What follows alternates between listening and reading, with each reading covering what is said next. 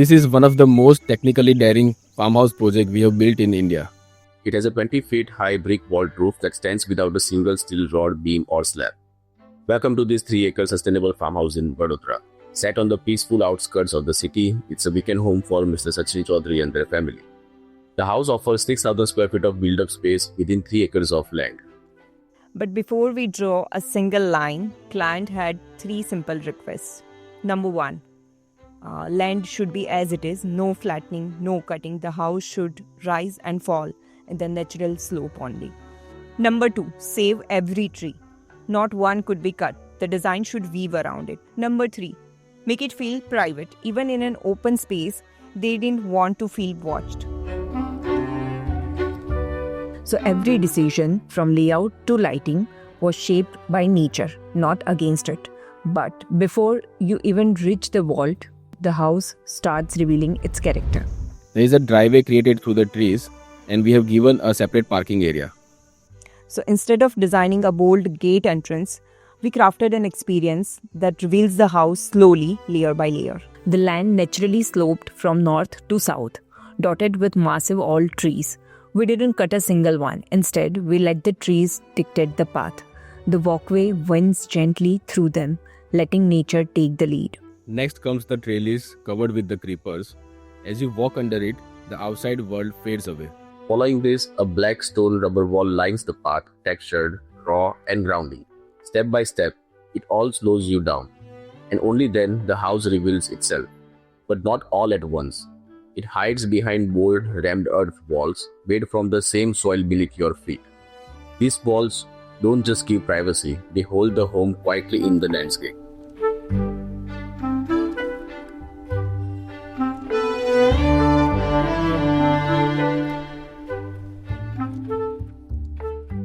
The client wanted a farmhouse not to feel like typical urban home. That is where the idea of brick vault was born, and it is built with minimum reinforcement. This roof stands tall without a single column or beam, which is the heart of the plan.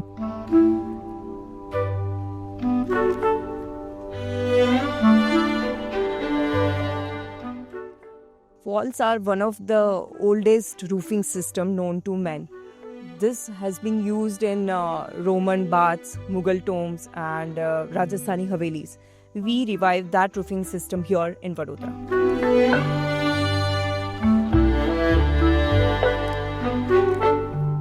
Finding the right people was a task. Most contractors weren't familiar with these materials or this kind of structure.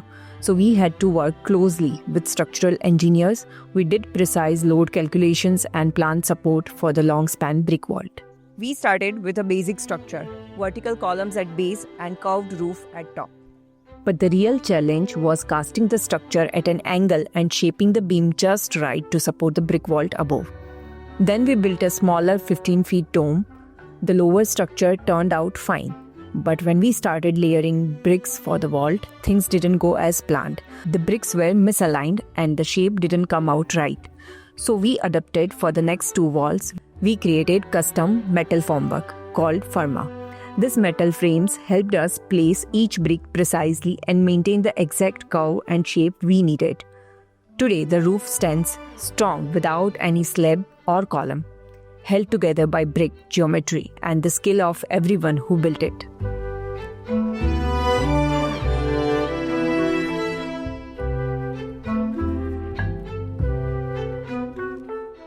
After the inner layer of brick in the vault was completed, we did final mortar, then there was waterproofing, and then we added final layer of brick on the top, giving it not only structure but insulation and durability. The thermal mass of this vault keeps the space up to 4 to 5 degrees cooler in summer, making it ideal for hot climates like Vadodara. Because of the unique shape and height, we didn't get chance to use the normal ceiling lights. So here's what we did. To solve this, we designed special linear profile lights that are mounted horizontally on the walls. These lights are carefully positioned to shine upward, casting a smooth, even glow across the curved surfaces of the vaulted ceiling. This wall looks effortless right now, but one wrong angle and it could have all collapsed. This roof is built on nothing but calculated geometry, skilled craftsmanship, and centuries-old technique.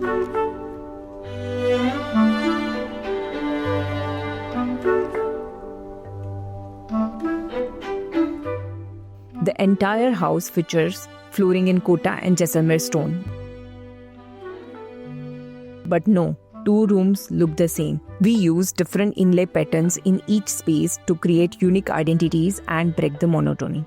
From the walls, the home flows towards the central courtyard, inspired by Indian chowks and angans.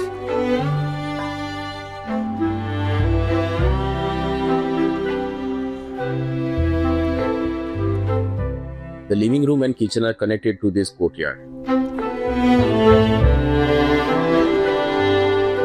It's open to the sky, letting warm air rise and escape, while drawing in cooler air from shaded zones around the house.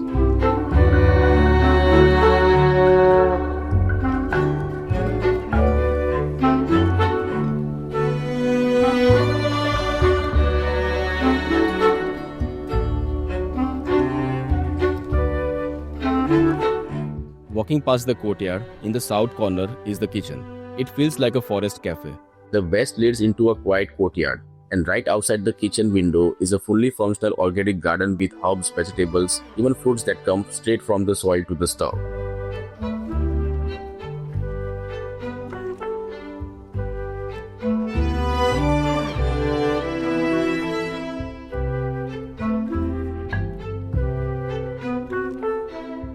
We placed the kitchen in the south corner of the house, which is perfect according to Vastu, but it gets harsh sunlight, so it can heat up a lot.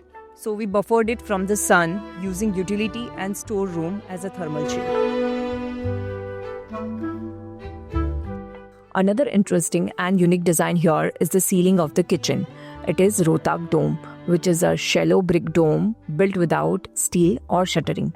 Every brick was hand-laid in a spiral using nothing but gravity, mortar, and centuries-old math. This dome traps warm air at the top, keeping the kitchen cool below and helps in passive cooling at its best. Below the curve, thin slit windows bring in soft light that shifts with the sun, which is not harsh. Everything from countertop to materials. It's natural and functional. Now in the bedroom, you don't need a light.